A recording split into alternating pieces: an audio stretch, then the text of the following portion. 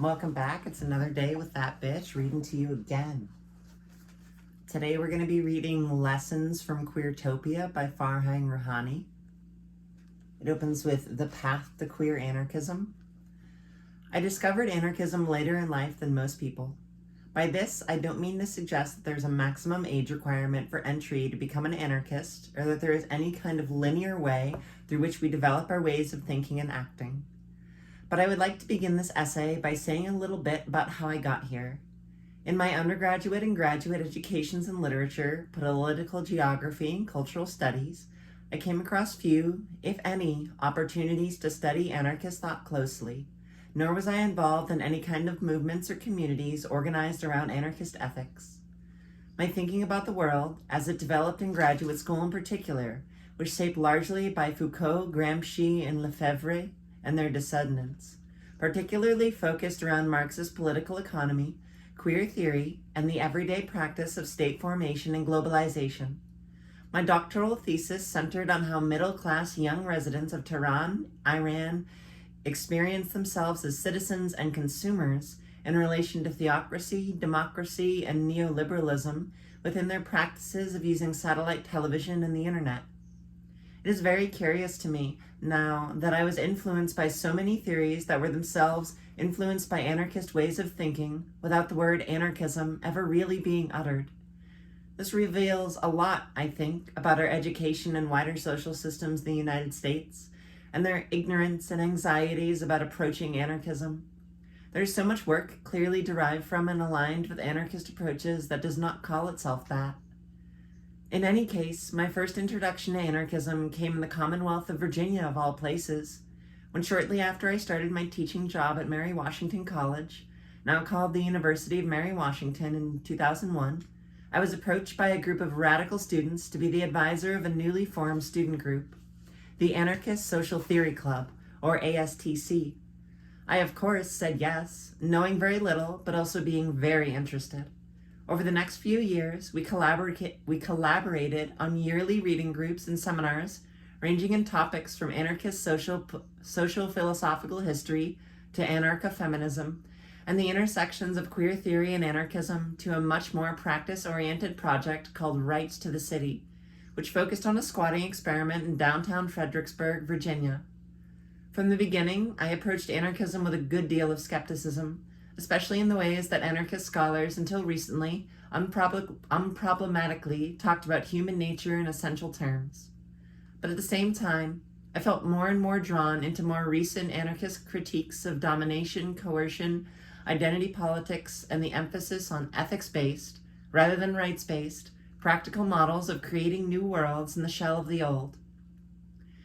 One of the projects organized by ASTC was a yearly workshop series on different radical activist and community projects in the region, ranging from Richmond indie media to helping individual prostitute services survive, or HIPS. In 2004, two members of the Richmond Queer Space Project, RQSP hereafter, came to Mary Washington for a workshop, and I immediately connected to their theoretical and practical engagement with creating a queer space around a set of anarchist ethics.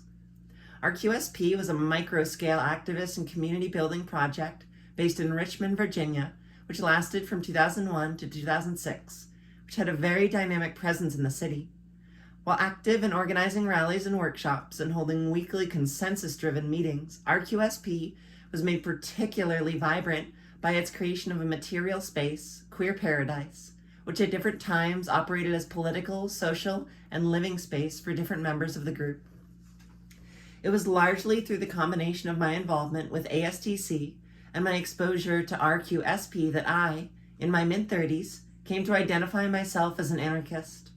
I wanted to start my essay with this personal story, partly to provide full disclosure of how I became interested in anarchism, and how my interest in anarchism was initially of an academic nature, but also to emphasize the widely different paths and trajectories that bring people to particular ideas, movements, and practices.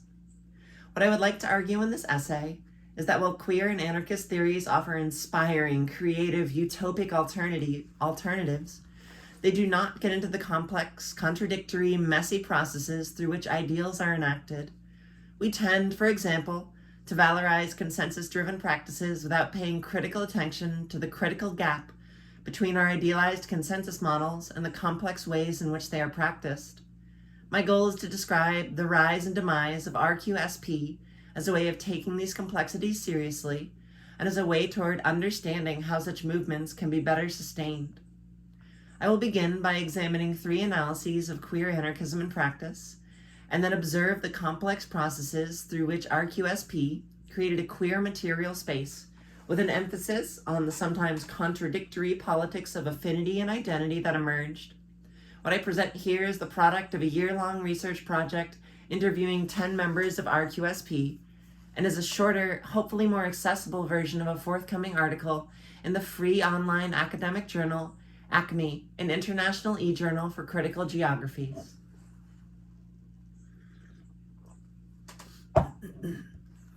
Affinity, prefiguration, and queer anarchisms. Within the academic world, anarchist perspectives have recently inspired and been inspired by a variety of radical theoretical frameworks, including queer theory, feminism, critical race theory, and radical environmentalism. 2 important recently developed aspects that have a direct bearing on the formation of queer anarchist politics and projects such as RQSP are affinity and prefigurative politics. Scholars conceptualize affinity as a group of people coming together, sharing a common ground and developing spaces of support and communication. Affinity politics, then, involves perceiving the hopes and fears of seemingly culturally and regionally different people as interlinked, forming coalitions that can negotiate a temporary common ground and moving beyond divisive identity politics. Prefigurative politics demands that activists adhere as much as possible to the world they would like to see and how they live and act in the world today. As such, it presupposes equality and imagines a collective subject of resistance, rather than arguing for individual rights that can be added into the existing status quo. The process of politics are as important as the results, involving the employment of non-hierarchical, participatory, and consensus-based models of action. The result is a dynamic vision of utopia as an ongoing process, rather than as a goal that can be achieved through granting individual rights. Affinity and prefigurative politics, as such, share a radical confluence with queer politics in their critique of identity politics, concern for ethics in relationships, and advocacy for practicing utopia through experimentation. For a deeper look into these elements, I will now discuss the works of three scholars on queer anarchist practices. Jamie Heckert conceives of anarchism as an ethics of relationships. He critiques the extent to which sexual orientation is a state form, one of the many everyday processes of state formation through which people's opportunities and actions are rigidified and controlled. Ultimately, people's desires and identities cannot be contained in state-sanctioned state forms, and those people produce alternative realities in relation to their partners that sometimes evade control of the state. Heckert's take on resistance to sexual orientation continues a central tradition of anarchism, but expands it to a realm, sexuality, not extensively dealt with by anarchists. In addition to serving as a critique of the state, he presents ways in which people are actively engaged in prefigurative project in their everyday life. In a similar vein, Gavin Brown synthesizes anarchist perspectives on affinity, autonomy, and play with a geographic perspective on queer space in his research on queeruption gatherings. The temporary spaces of the gatherings provide opportunities for the creation of a queertopia through the ways in which they construct a non-hierarchical, ethically aware, sexually positive community and space. Furthermore, the gatherings provide opportunities to challenge the social divisions that result from identity politics through providing temporary spaces for the creation of autonomous, affinity-based relationships centered on ethics and mutual respect. Lastly, Eleanor Wilkinson examines the roles and politics of emotions in the work and daily lives of queer activists. She argues that emotions are often undervalued in how we think about activism, and that a queering of thought on activism involves, among other things, challenging the notion that only certain kinds of emotions are appropriate in certain kinds of spaces. For example, she suggests that the seeming openness and consensuality of autonomous activist organizing often depends on silencing certain kinds of emotion, such as anger and frustration, and bracketing sexuality as private or as secondary matter. Instead, she argues for a reflexive openness to discussions of emotion that potentially lead to greater emotional sustainability for individuals and groups. These research pieces converge around their desire to expand the field of anarchism to revalue sexuality, emotions, and relationships to people, groups, and movements, and to present a full range of spaces of activism beyond our fixation on street politics, to include the range of everyday spaces and practices through which people engage with constructing new worlds. Wilkinson, in particular, goes far in considering the complexities and contradictions of such a project. While anarchist perspectives on affinity and prefigurative politics are inspiring in their explorations of opportunities for solidarity and creating new possible worlds, they often do not present the complications and complicities that can be involved in building a new world in the shell of the old. For a closer look, I now turn to some observations on the Richmond Queer Space Project.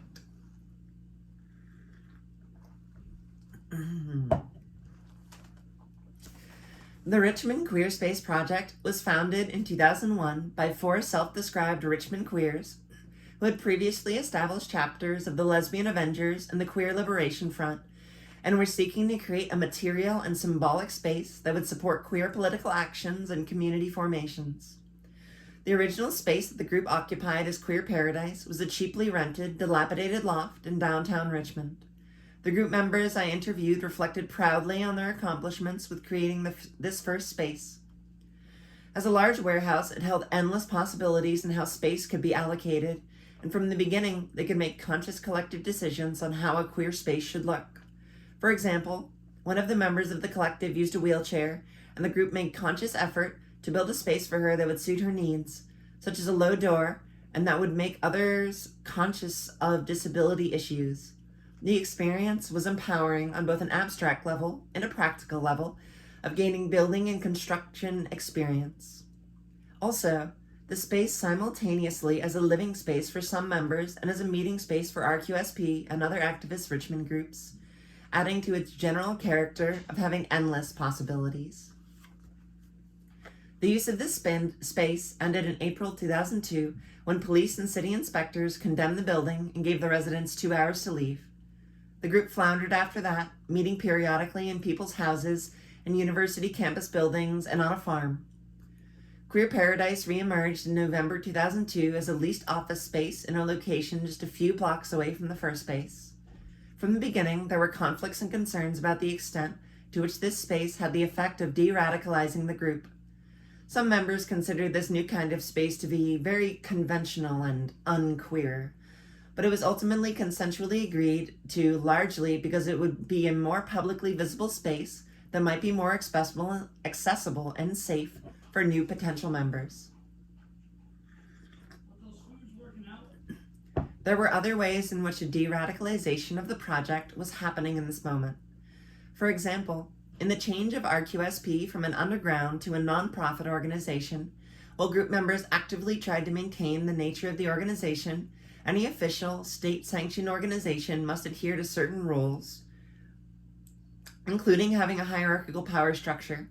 This de-radicalization is also evident in changes in the mission and goals of the collective. The first mission statement identified the goals of the RQSP as to provide a space to promote community among queer-identified people and encourage queer activity in Richmond, to provide a free meeting space for queer-positive groups who work to challenge heterosexism, sexism, ableism, racism, and classism, to educate on queer and related issues through pamphlets, speakers, conferences, queer cultural activities, and a lending library. The new, more generalized mission statement associated with the second space was, quote, the Richmond Queer Space Project maintains a queer-friendly space and resource center, promotes queer culture in Richmond, and links queer experience to the wide spectrum of social justice work, unquote. This reflects a significant change, from the more radical tone of the first statement to the more generic, inclusive, social justice tone of the second. These changes were not uniformly accepted within the group and came to a dramatic head in the context of one event in particular. This happened in June 2004 in the context of a rally in opposition to House Bill 751, the so-called Marriage Affirmation Act. The state's largest mainstream LGBT rights organization, Equality Virginia, had organized a rally and was set to have its members and allies speak on behalf of gay marriage rights, and the members of RQSP spent a considerable amount of time and energy debating whether and how to be involved. 10 members were set to deliver a strong anti-marriage statement, but other members of the collective did not want to antagonize the mainstream LGBT movement in the presence of the larger threat of the bill. They rewrote the speech in a way that would establish temporary ground of affinity with the LGBT marriage movement, while at the same time including the collective's own belief of marriage as a normalizing institution. The speech was ultimately given clearly identifies RQSP as queer and makes linkages between queers and other marginalized groups and argues for solidarity based around the fact of the bill being as much about further controlling the lives of individuals as about marriage specifically. It concludes as follows, quote, "As HB 751 came straight into our lives, it created activists, and in that respect, there is an opportunity on our horizon.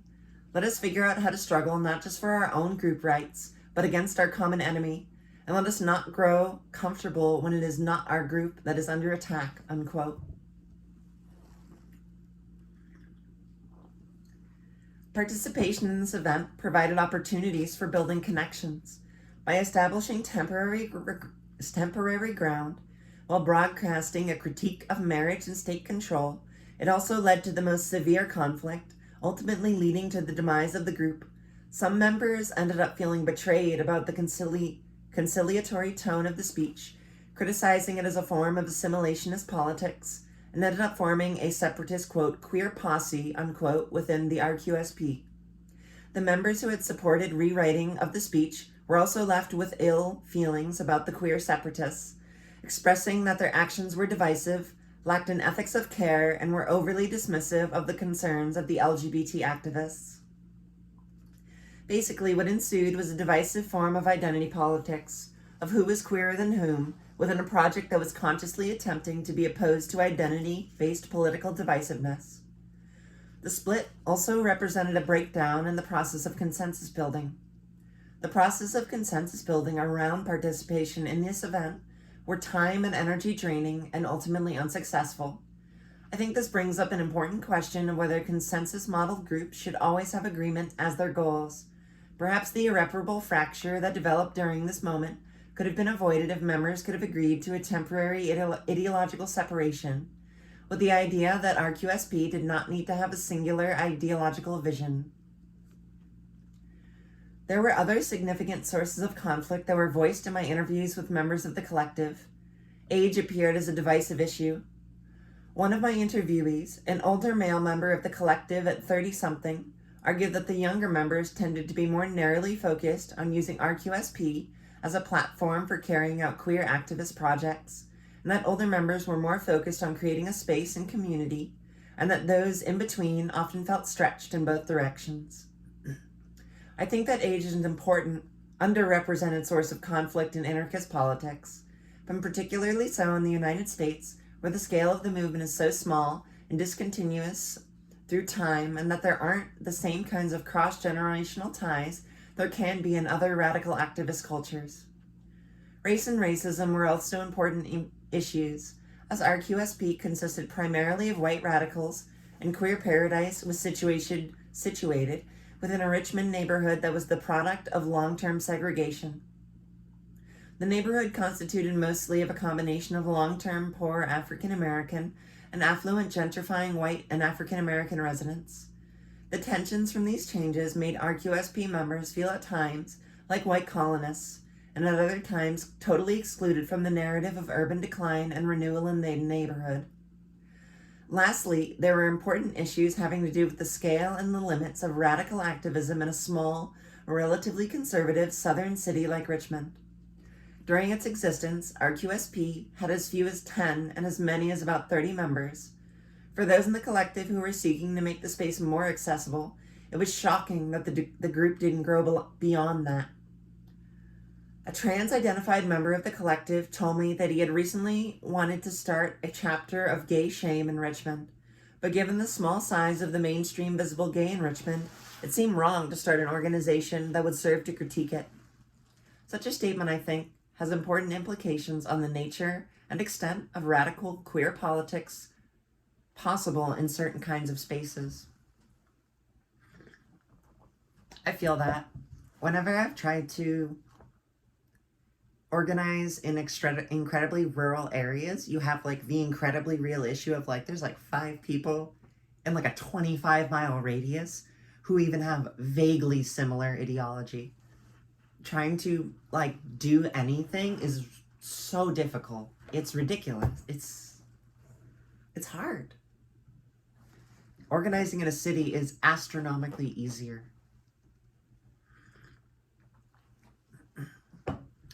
What we get when we admit our limitations. I do not mean to diminish the significance and vitality of autonomous queer collectives like the Richmond Queer Space Project. The members I interviewed informed me of all the ways in which their associations empowered them, sexually, politically, and culturally, and ended up impacting their professional futures as well. My concern is much more to do with how to cultivate longer-term impact and sustainability. I realize that much of the vitality of the projects such as RQSP is related to their temporariness and the looseness of affinity associations. But among other things, it concerns me that very little queer activism has taken up the role of RQSP in Richmond since its demise 4 years ago. This was written a while, like at least a decade ago. I would like to end by suggesting that we need to develop a much more extensive knowledge base and practical toolkit for being able to deal with problems when they appear. For one thing, it is tremendously important to appreciate the challenges of trying to build a new world in the shell of the old. The need for all the forms of emotional support and reflexivity that activists and academics alike tend to ignore, and the specific kinds of opportunities and constraints provided by different kinds of spatial contexts. More specifically, in the context of queer anarchist politics, we need to pay more attention to ways in which identity politics is bound to impact us as a part of the sexual world that we currently inhabit, so that we can engage and deal with its divisiveness when it appears. And we need to approach the notion of Queertopia as an ongoing, constantly reimagined process with which contradictions and capitulations need not be equated with the end or failure of the project. The long-term sustainability and dynamism of our movement and spaces depend on admitting our limitations and learning from the critical gap between the ideas and enactments of our projects. Really solid essay. I really like things that are really grounded in like real shit that actually happens. And I definitely understand when they talk about like the issues of doing consensus. I've been like doing consensus in group-based organizing for like over half a decade now, and it is not always hunky-dory. Sometimes you just have an issue and it just doesn't get resolved. It doesn't. You just don't do something. Like, and it sucks for real. But even when we've done nothing, we have preserved what we have already made through the consensus process. And I feel like that's invaluable for a lot of queer organizing. All right, keep being gay.